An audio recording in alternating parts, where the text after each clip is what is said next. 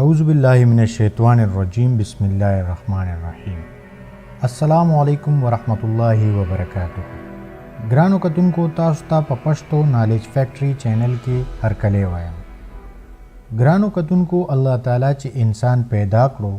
نو ورسره یې د استعمال شیزونه هم پیدا کړل کوم چې د انسان د صحت او ژوندي اوسېدو لپاره ضروری دي په دغه شیزونو کې یو مسواک هم دی کوم چې الله تعالی د انبیاء کرام په ذریعہ انسان ته وښود د رسول الله صلی الله علیه و آله وسلم ارشاد دی چې مسواک کول د انبیاء علیهم السلام پیروي کول دي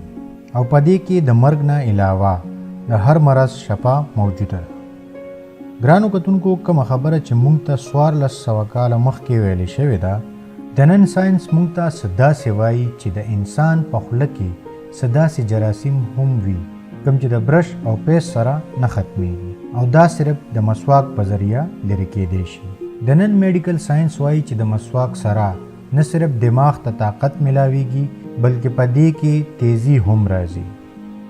ګرانو کتونکو ډاکټران وایي چې بعضې مریضان داسې هم وي د کومو غوږونه چې نو او درد کوي په ګرانو علاجونو هم د دوی تکلیف نه لرې کېږي کله چې د داسې مریضانو تشخیص وشي نو معلومه شي چې د دوی په ورو کې نو شوی وي کله چې د دوی د ورو علاج وشي او ورسره د مسواک کولو مشوره هم ورکړی شي نو ورسره د دوی غوږونه هم بالکل ټیک ټاک شي همدغسې د سترګو په مرضونو کې هم د غاښونو صفایي نه کول یوه غټه وجه وي ماهرین او ډاکټران وایي چې تقریبا 80% بیماری د معدې او غاښونو له وجې پیدا کیږي او همدغه وجه ده چې نن هر دریم کس د معدې بیمار دی ګرانو کتونکو د تجرباتو او تحقیق نه دا ثابته شوې ده چې کم برش یو ځل استعمال شي نو په هغې کې د جراثیمو کور جوړ شي او دغه برش دوباره استعمالولو سره صحت ته کافي نقصان رسي ماهرین وایي چې دغه جراثیم په اوبو وینځلو سره هم نه مړه کیږي بلکې نور هم زیاتیږي ګرانو کتونکو هم د دې وجې په سنت نبوي باندې عمل وکړئ یعنی د مسواک استعمال سحر او ماښام متواتر وکړئ او د خپل صحت خیال وساتئ حضرت ابو هريره رضی الله تعالی عنه وایي چې زه په هغه وخت کې شاملم کوم چې د رسول الله صلی الله علیه وسلم په خدمت کې حاضر شوی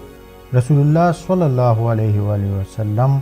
مونږ ته د پیلو د ونې مسواک په تحفه کې راکړی ګرانو کتونکو د دې نه به آسان نور کم مذهب وي چې هغه ستاسو صفایي ستاسو نیم ایمان ګرځوي ګرانو کتونکو په خپله هم مسواک کوئ او دوستانو خپلوانو ته هم د مسواک کولو نصیحت کوئ ګرانو کتونکو کو دا ویډیو مو خوښه شوې وي نو لایک یې کړئ او ملګرو سره یې شیر کړئ او چینل لازمي سبسکرایب کړئ د خپل ځان او صحت ډیر خیال ساتئ د الله په امان